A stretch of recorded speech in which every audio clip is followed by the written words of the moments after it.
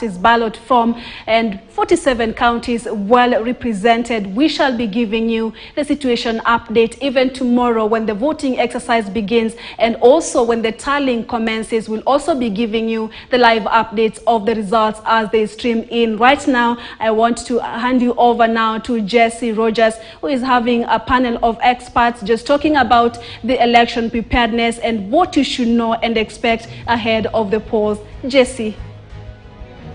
Well, Purity Musel, thanks for that. And of course, as you mentioned it, we have our footprint in all the 47 counties in the country, and including those diaspora locations where Kenyans are actually allowed to vote. But this time round, we want to have a sit-down analysis with two gentlemen who are familiar faces to the KTN News team right here. It's a pleasure to have you with us, and I hope you're both voters in Nairobi. You'll be exercising your civic duty, right? Yes, yes. We may not be registered in Nairobi, but we are voters. Oh, definitely. No, So I am a voter in Nairobi. Let me be very clear. I'm actually a voter in Nairobi as well. Yeah. So should we start with Nairobi politics and go to national politics, perhaps? Actually, let's start with Nairobi politics. That's I don't want to interesting. start with Nairobi. But anyway, Mark Bichachi, it's a pleasure to have you with us. And as well, Dismas Bokua, political risk analyst, thanks for your time as well. Gentlemen, Nairobi politics it is. And perhaps I can echo from the last opinion poll. I know we cannot verifiably say these are the numbers and how it will look like, but according to the last opinion poll, Johnson Sakaja, most preferred governor candidate in the Nairobi race. Of course, we have Jubilee Party's Polycarp Igathe amongst the other candidates on the gubernatorial race. From where you sit, the campaign period is now over. Have they done their work in terms of popularizing their candidature, this being the central hub of the country? Well, let me start here that Sakaja is a career politician, and he's done career politician moves in terms of campaigning and making sure there's brand recognition and being known etc. He's done well. Of course, he has that one issue that is hanging over his neck that now will have to be determined after the elections. Polycarp Igathe still has to prove to the people of Kenya whether you can move from corporate to politics in 3-4 months and still make it. Whether being a blue-eyed boy is what is going to make it happen for him, because his campaign trail has left a lot to be desired. So let us see whether he will hang on the coattails of Baba, hang on the coattails of Jubilee to actually make it to beat Sakaja. That is really the question. Political novice, and I know this has come up time and time again when describing Polycarp Igathe and his candidature, but equally interestingly, this being the capital city, taking a look at the voting patterns a little bit in the past, 2017, 2013, this area at times goes towards Raila Odinga, who right now is on the ballot. And we had him, by the way, in one of his final addresses, actually mention Namnipe Polycarp Igathe to run this county. From where you sit, how does it look like? First of all, I would start by suggesting that Polycarp Igathe is not a political novice. He ran with Mike Sonko. He was in office for a few months. Then for some reason, he said the relationship was not compatible. So he took a walk. So he's not a novice. He's gone through the entire of Nairobi during that first run and the second run. Maybe one would easily suggest that he does not have the DNA of a politician, because even during the gubernatorial debate, his performance was just below par. It was unacceptable. Actually, even one wonders whether he took time to prepare for the show or whether he placed a premium on the show. You can't now. When you look at Sakaja, for Sakaja, it was an entirely different ballgame, because he came late. I think that was contempt for Kenyans. He came in late, but still went on to do a sterling job. And as Mark has indicated, Sakaja is a career politician who understands Nairobi like the back of his hand, knows when to make a speech. Actually, during his speech, he knows when to make a comma, he knows when to have a full stop. So he really understands Nairobi. But I think at the end of the day, the Nairobi residents will be asking themselves, what kind of a leader do we have in Nairobi? Do we need a career politician who is able to understand politics in Nairobi, or do we need a career manager who can manage Nairobi? And in my view, it all goes back to leadership. And when you look at the two candidates, there's none who came out and gave us his unique selling proposition in a manner that you remember. Like, for instance, when you mention Sakaja to a cab driver, what comes to their mind? When you mention Igathe to a cab driver, what comes to their mind? I think they failed to do that. Having said that, the key success factor for the person who becomes the governor for Nairobi is William Samoei Ruto, Musalia Mudavadi, Raila Odinga, Kalonzo Musyoka. Because you recall during the last rally in Kasarani, Raila Odinga said that please give me Igathe as my governor, appealing to his emotional base. Yes. That's the same thing Kalonzo did. That is the same thing that Martha Karua did. Okay.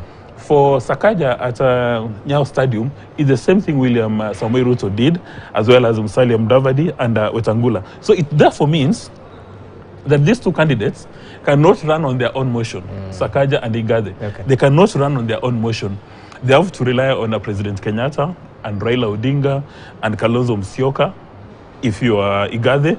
And on the other hand, if you're Sakaja, you have to rely on Musalia Mudavadi as well as William Samoei Ruto. And you brought up a very interesting point, Mark Bichachi. Add upon this, because Nairobi has had a taste of an administrator, if I can call him that, Evans Kidero, not your typical politician through and through. And in 2017, a different taste now of a politician, Mike Mbuvi Sonko. So I don't know if I should ask it this way: in whose hands are Nairobians safe? That's a good I question. can predict Bichachi's answer.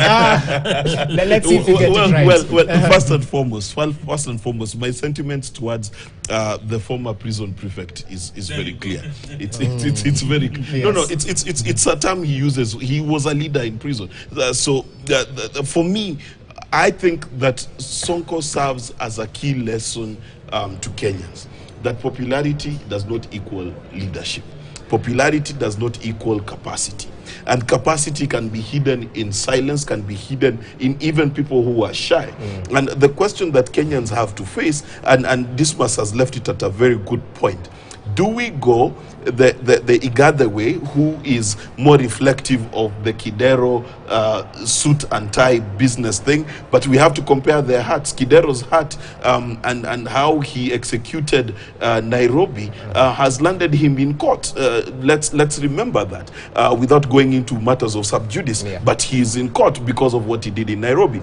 Now Igathe, in where he has worked before, he has a sterling record. No one seems to complain other than the citizens of Nairobi for leaving too soon after he was elected. On the part of Sakaja, and this is a sad thing, this thing that is hanging over his head, not the fact that he didn't have his document, but how the document appeared from thin air is something that then is causing a lot of people to pause and ask themselves, is this the full Monty that we have to offer? Does it take anything away from Sakaja? No, strangely, it does not. Yeah. It does not, because when he came to debate, he did a stellar job. As far as he's been a senator, he's been one of our most sterling senators. Now, the question is, will UDA be able to carry him across in Nairobi, knowing that UDA does not seem to have the kind of numbers that you'd expect that Raila Odinga has in Nairobi? Or will he be able to win the governorship of Nairobi County sui moto, of his own motion, of his own strength, of his own capacity? So probably get 30-40% from UDA and the other 60% from his own capacity. That is the question. Polycarp Igathe has, I think, in my mind, to fully rely on the coattails of Raila Odinga, Martha Karua, Uhuru Kenyatta, etc., to try and prop him up. That is where he is. Well, a couple of names have come up, including Mike Mbuvi Sonko, and we saw the latest revelations. Well, a little bit earlier, we saw a photo ops as President Kenyatta was launching a hospital right here in the capital, and he was right there next to him. A little bit later on, he seemed ill-rubbed by the decision at the Supreme Court, and he shifted camp. What does this mean, especially for the race in Mombasa County? Have they taken so much out of the Azimio coalition, the candidate right there, Abdul Swamad, the Mvita Member of Parliament, in terms of Mike Sonko jumping ship to Kenya Kwanza? We even saw him on the podium on Saturday, right next to the presidential candidate. I've said times above number that Mike Mbuvi Sonko is probably one of the most intelligent politicians in Kenya today, because he understands his audience and he knows how to play dynamics. He knows how to create an emotional connection with his voters. However, his behavior the last few days has confirmed that he can actually not transfer his base to another individual. That the people who are loyal to him as a person, that he has no capacity to transfer the same. Having spoken about his capacity and incapacity, competence and incompetence, one has to load the Supreme Court. Because, you know, we have Article 10, we have Chapter 6, and for the longest time, politicians have assaulted the Kenyan Constitution because they know they can get away with the fight, or rather, they can get away with murder. The Supreme Court has pronounced itself, and they indicated in their judgment or ruling that these provisions are not for cosmetic purposes. That if you've been given a position of responsibility, you are running a county, and you are impeached, you have no business jumping from one county to another, thinking that people are going to forget about it. And I'm really hoping that somebody can that the new parliament is going to review the Leadership and Integrity Act, because what stopped Sonko from running is on account of impeachment. Yeah, on account of impeachment, not corruption, not anything else. But right now, and these are the words of the PS for Interior, that the people we are going to vote for tomorrow, about 40% have been associated with wash. Not long ago, there was a mental doctor in this show who indicated that a number of people we are going to vote for have got mental issues. So you can imagine the people we are going to vote for, 1,930 to go to the National Assembly, they are associated with crime, they've got mental issues, they've got all this man of burdens, and they're encumbered. And these are the people who are going to be taking decisions for us for the next 5 years. So I don't know how we can make progress.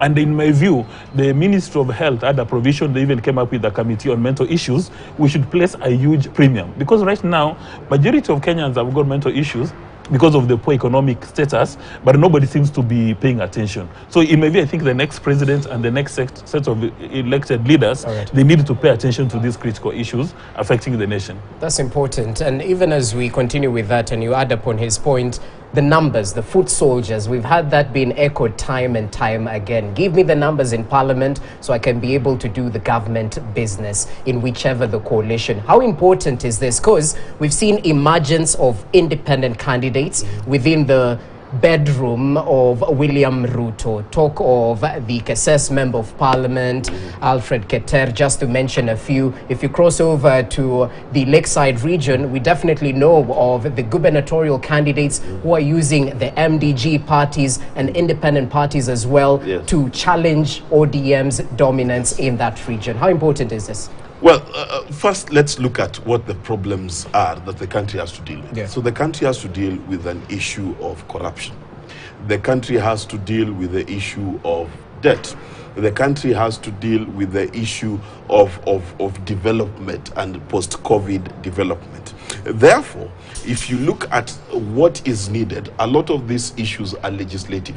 You need to go back to Parliament to restructure your debt. You need to go back to Parliament to change the limits of debt. You have to go back to Parliament to work around the budgets and see whether your priority areas can be put. Everything that they have promised, whether it's the Hustler Fund or the 6,000 shillings for the poor, has to go through Parliament. He cannot, of his own volition as head of state, sign a letter. So the foot soldiers matter. But at the end of the day, the biggest crisis that Kenya is going to have to deal with is the character of the nation. And a lot of people have talked about the economics of the nation. They've talked about how wealthy the nation it can be. They've not talked about the character of our country. And if you're going to talk about fixing the character, any person who wants to change how Kenyans act, how Kenyans transact, etc., has to have capacity to affect that at the MCA level, at the National Assembly level, at the gubernatorial level. So the foot soldiers definitely matter. Now, does this then mean that Kenyans should vote 6-piece? I don't think so.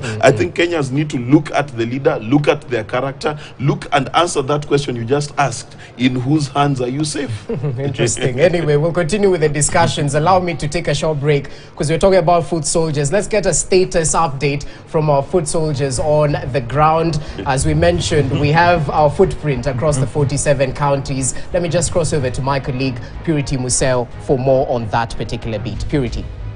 Thank you so much, Jesse. And that conversation on what Kenyans should expect tomorrow continues shortly. But before that, our reporter Moses Wahisi is in Eldoret, where the distribution of voting materials to polling station is ongoing. Let's now go there and